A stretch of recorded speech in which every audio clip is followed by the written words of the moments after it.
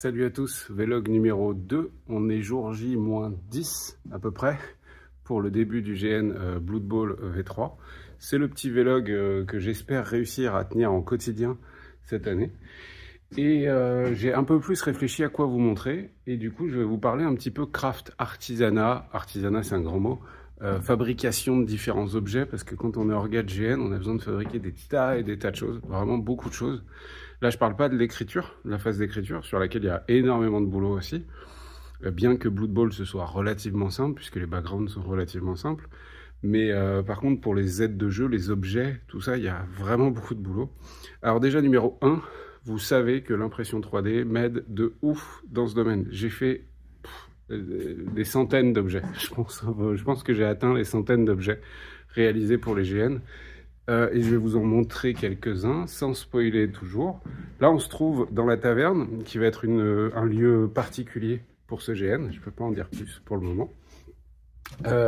Et on va commencer par quoi? Si, j'ai ça juste là, par exemple. Hop, mais ça, je vous l'avais déjà montré en vidéo. Ça, c'est imprimé en 3D, FDM. Il y a un petit coup de résine dessus, un petit coup de bombe de peinture, et check. Et c'est plutôt cool. Et visuellement, ça fait de la déco. Plutôt sympa. Et puis je vais tourner la caméra pour vous montrer d'autres petits tips. Parce que bon, en impression de 3D, ouais, je sais pas si vous voyez le lampadaire au-dessus. Ouais, quand on est orga de GN, on fait beaucoup de récup, aussi parce qu'on n'est pas riche. Et du coup, ça, comme vous pouvez le voir, en fait, c'est un arbre, hein, un arbuste, qu'on a simplement mis à l'envers et dans lequel on a mis des petits cristaux qui sont imprimés en 3D. Avec des ampoules LED dimmables et dimmables, ça veut dire qu'on peut les linker les unes aux autres et qu'on peut augmenter et baisser l'intensité de la lumière et surtout on peut changer la couleur. Donc voilà. J'en ai de partout des cristaux comme ça, j'en ai vraiment fait plein. Il y a le chandelier aussi que je vous ai déjà montré à plusieurs reprises. Est-ce que vous allez pouvoir le voir? Hop, là-haut. On le voit juste là. Il est sur la mezzanine. Donc voilà, là il y a un Mégatrône, donc on fait de la récup, hein, comme je vous l'ai dit. Merci mon pote Nono, encore une fois un immense merci de nous prêter ton trône. On t'a dit qu'a priori tu le laisserais là après parce que t'as pas la place chez toi, mais n'oublie pas que tu viens le chercher quand tu veux. Mais dans tous les cas c'est très cool de nous le prêter, il est énorme, il est trop classe. J'ai masterisé une partie de jeu de rôle là-dessus. Waouh, on se sent bien quand on est sur un trône. Allez, je tourne la caméra et je vous montre quelques trucs rapport à ce qu'il faut fabriquer. Alors là, il y a zéro fabrication, mais c'est un truc important. Quand on n'a pas la chance d'avoir des douches réelles en GN, il existe évidemment les douches solaires de camping qui sont des sacs souvent noirs qu'on met au soleil, comme ça l'eau chauffe à l'intérieur, etc. Mais quand on les prête à des dizaines de personnes, ça tient pas dans le temps. Les sacs, ils s'abîment, etc. Ça marche quand chacun a sa douche solaire et qu'il en prend soin, etc. Mais quand on le prête à des dizaines de personnes, c'est pas costaud. Du coup, on a acheté ça. Donc les gens vont pouvoir, s'ils le souhaitent, bien entendu, ils peuvent amener aussi des douches solaires, mais leur propre douche solaire. Mais on voulait en sécu pouvoir en proposer d'autres. On a testé de prendre des douches avec. C'est trop pratique en fait. Donc je pense que vous connaissez, c'est des asperceurs. Donc en gros, on remplit de liquide, de la flotte. C'est largement possible de prendre une douche avec 5 litres. Ensuite, on va pomper pour créer une pression à l'intérieur. Et puis ensuite, vous avez la petite douchette qui est là. Et vous avez juste à appuyer sur l'interrupteur. Et vous pouvez vous savonner la tête, etc. Et c'est plutôt cool. Donc ça, voilà, ça va être les douches pour le moment. On va augmenter la qualité de nos douches bientôt. Mais voilà, il nous faut encore un peu de temps parce qu'on ne peut pas tout faire en même temps. Donc, petite technique de douche pas chère de camping, ça vaut 12 € ou 13 € je crois à Leroy Casto Weldom Brico Dépôt. En gros, ça vaut entre 10 et 15 balles, quelque chose comme ça. On passe à l'extérieur. Et à l'extérieur, je vais vous montrer d'autres trucs sur lesquels on fait de la récup. Donc, on a... Alors, pourquoi ma caméra elle tourne pas bien? Voilà. On a récupéré en fait un vieil essieu de charrette qui est juste là. Vraiment, on a récupéré que l'essieu et les roues. Et d'ailleurs, même les roues, elles sont toutes pourries. Vraiment, en gros, on peut pas monter dessus, quoi. Hein. C'est vraiment décoratif. Mais ça va nous permettre d'avoir un lieu, un point de repère sur le terrain de jeu pour les départs en cocher. Donc pour arriver aux zone event. Donc on a réparé ça, on a mis un coup de lasure, j'ai fait un petit plateau tout con avec des planches de chêne qui traînent à la maison. On peut le tenir à la main, on peut quand même mettre des trucs dessus, c'est pas le grand luxe, mais esthétiquement ça fait plus joli qu'un panneau où c'est écrit coché. Et là il y aura le panneau coché, mais en plus il y aura ce truc là, tout simplement. Donc ça c'est pour le craft. Encore une fois de la récup. De la récup. Qu'est-ce que je peux vous montrer d'autre? Alors je vais poser la caméra parce que hop, j'ai des trucs qu'il faut pas que je montre. Me revoilà. Alors on a voulu faire des petits panneaux parce qu'en fait on va essayer de quadriller un petit peu le terrain avec des ruelles et des rues, etc. entre les tentes en fait, histoire que les gens s'installent pas trop n'importe comment et que ça fasse des petits chemins entre les tentes pour simuler un campement avec des rues et des chemins tout simplement. Et du coup on leur donne des rues. Je vous montre un exemple, il y en a plein d'autres. Comment on a fait ça? Encore une fois, de la récup. Ça, c'est du bois, c'est de la volige. Donc, c'est les grandes planches qu'on met sous les tuiles, en règle générale. On aurait pu faire ça avec plein d'autres trucs, mais là, il nous restait de la volige parce qu'on a refait la toiture. Découpé en 40 cm, poncé, un petit coup de ponçage, hein, on ne se prend pas trop la tête non plus. Et ensuite, c'est graveuse laser dessus. Donc, c'est une graveuse laser qui fait 40 cm de côté, donc on va faire des grands modèles. Donc on grave le truc, histoire que ça tienne bien, parce qu'on s'est rendu compte avec le temps que quand on grave au laser comme ça, souvent, avec le soleil, ça tient pas super bien.